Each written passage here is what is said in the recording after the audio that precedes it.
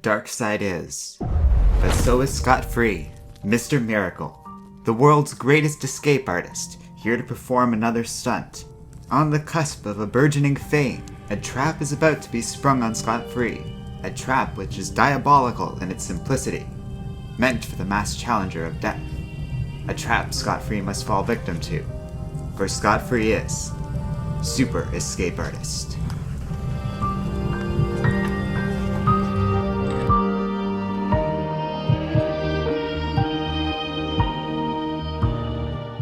When Barda and Scott travel to Apocalypse, Bug doesn't understand scot-free. He's in hell. He killed himself, he died, he went to hell, and he had to escape. And he managed to find a way to escape, but decided not to. So now Scott's just in hell forever. He should have gotten out. It's miserable here. It's all death and fire. Just think about what happened to Bug. But the dead soul thinks he understands his friend.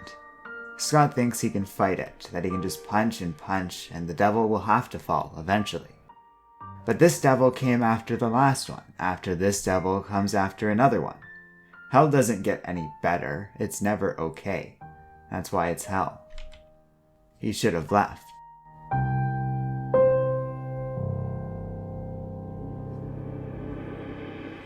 In a hospital, Barda gets an ultrasound, and the doctor is able to confirm the baby as well. She's also able to determine the gender. It's a girl. Orion appears to Scott as he leaves. Darkseid is gone, Orion's gone, now Scott's High Father. He has the family of his dreams. He's in heaven. He killed himself, he went to paradise, tried to find a way to escape, found a way, and decided to stay. Trapped in his own perfect world. Orion can't say he blames Scott, but he is disappointed. Everything is nice and easy now. He might as well be dead.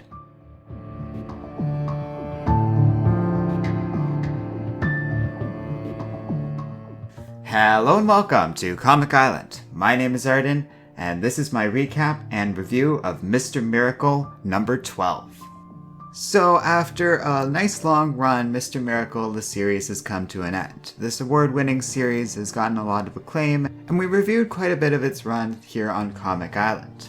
I wanted to take a look at the final issue because not only does it feature cameos from some of my favorite podcasters and the creative team behind this comic, but it's also the end of a series that I really enjoyed and would thoroughly recommend from start to finish. This is most certainly a surreal piece, and you kind of have to make sense of it as best you can. Personally, I like the touches, and it's about this man trying to live these two worlds as best I can tell, but there are other ways of interpreting it. Scott could just be fighting this war on Apocalypse, and everything on Earth is just in his head, or vice versa. And the comic kind of presents both arguments. But I like to think that these are just two perspectives on the same life. One of Scott trapped in hell and the other of him trapped in heaven. Each suggesting a very different take on the same life. I don't know. All this new God stuff is always very out there, but that's what's so interesting about it. And that mixed with a very, what must be autobiographical take of Tom King and his time in the CIA and starting a family with his wife. It seems evocative of themes brought up in Vision and even in Batman to a lesser degree, and reflective of Tom King's writing in general.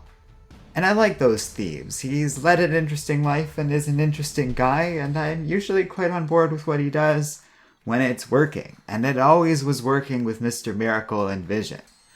Both of these series have kind of been the top-level Tom King content so far, and yeah, he closes out this series and should take a real bow. Him and Mitch Gerads really gave it their all with their comic.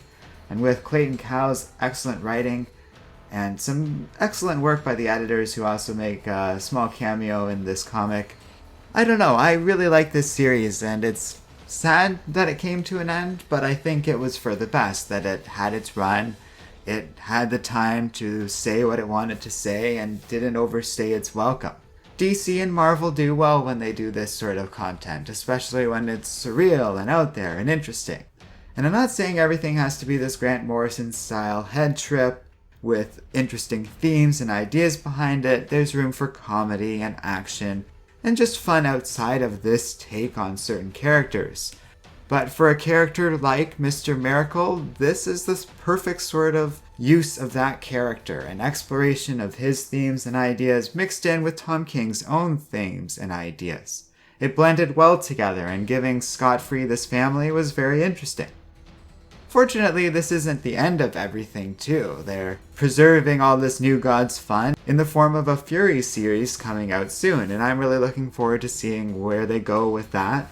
I assume it's going to be very different, but if you think it's going to be a standard vanilla girl power comic, I think you're mistaking the Furies, Darkseid's big powerful army wing, for something else, because it's bound to be brutal and serious and quite interesting if the team behind it has anything to say about it. So that's about it for this issue. It was really good. I liked it. I love the use of Kirby dots and the general fun of Mitch Gerads' artwork. Some of it is just so good. Looking at even the first page alone, it's just a wonderful mix of really vivid, realistic looking fire mixed in with those classic Kirby dots on the next panel. This is a real masterpiece of a comic. DC should take a bow for making this whole thing. And here's to them creating more series like this, because for all the criticism they and Marvel might get here and there, they do put out series like these all the time, and when they do, they're fun and interesting. And I like when they get a full, complete run like this that basically clearly had a start and end plan to it. Doesn't rely on typical action. If anything, that takes a backseat to themes of fatherhood and questions about what is real and what is reality. I really am an easy sell for a lot of this stuff, and this was an excellent comic. I really enjoyed this series. It's one of the better ones I've read in some time. Independent or otherwise, the fact that this came out of the big two doesn't really matter. It's still a huge, excellent work of art, straight up in the DC canon, and that's a lot of fun. So let me know what you guys think in the comment section below. Thanks for watching, and don't forget to like, subscribe, and keep reading comics.